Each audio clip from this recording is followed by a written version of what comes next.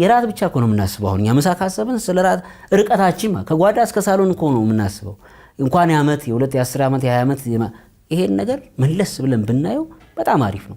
ለምን በተጨባጭ እያሰብን ያለ ነው አሁን የተቀመጥንባትን ጠረጴዛ ያህል ስለሆነ ማለት በኢትዮጵያም ውስጥ ያለውን ችግር በአንድ ጀንበር ንፍታ ማለት እኮ አክቲቪስትነት እኮ አዋጭ ሆኖ በዚህ ዘመን በአንድ ጀንበር የአክቲቪስት ስራ በአንድ ጀንበር ንፍታ እንደ ሀገር ግን ከታሰበና ልክ ሶሉሽን አጠቃላይ በሁሉም መስክ ያለውን ፕሮብሌም ንፍታ ካለ እንደ በዓልም ደግሞ በሃይማኖትም ደግሞ ኮሚትመንት ወይ ሪስፖንሲቢሊቲ እናስብ ካልን the best solution ጄኔሬሽንን የሚያማክል ከትምህርትና አስተሳሰብ ጋር የተገናኘ ግን 10 ዓመት 15 ዓመት 20 ዓመት ሊቆይ አንቺ የራት ብቻ እኮ ነው የምናስበው። አሁን ያመሳ ካሰብን ስለራት ርቀታችን ከጓዳ እስከ ሳሎን እኮ ነው የምናስበው።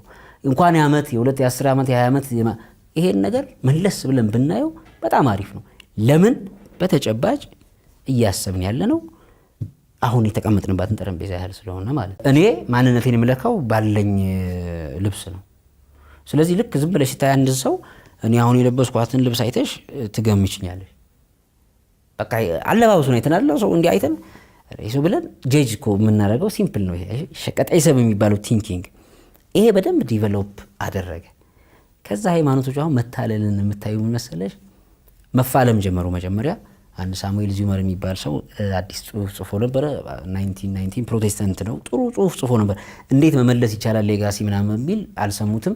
እሱን ገለበጡትና ሌላ በሱ ርዕስ ሴኩላር ወርልድ እንዴት ማምጣት ይቻላል የሚል ነገር በደንብ ተሰራና የሰው ልጅ ከአምላኩ ሳይንሳዊ በሆነ መንገድ ውብ በሆነ መንገድ እንዴት ማላቀቅ ይቻላል የሚለውን አጣፍጠው ሰሩትና ቆንጆ ቆንጆ አማልክት እነ ቢዮንሴ እነ ሪሃና ምናምን ጥሩ ሆነው መጡ ማለት ነው። እነዚህ ሂሮ ወርሺፕ በምንለው ነገር አናስተውል። እዚህ አንደኛው የዓለም ጦርነት ትልቅ የሰራው ስራ እነዚህን የሃይማኖት መንግስታት መጣል።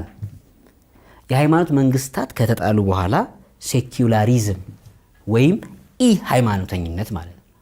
ኢ ሃይማኖተኝነት የሚባለው ጉዳይ ምንድነው? ፊሎሶፊ ላይ ጭምር ኢቭን ሜታፊዚክስ የሚባለው ስለ አምላክ ከሞት በኋላ ስላለ ህይወት የሚያጠና ፍልስፍና ነው ሜታፊዚክስ። እሱ ራሱ እንዳይኖር ማቴሪያሊስቲክ የሆኑ ጉዳዮች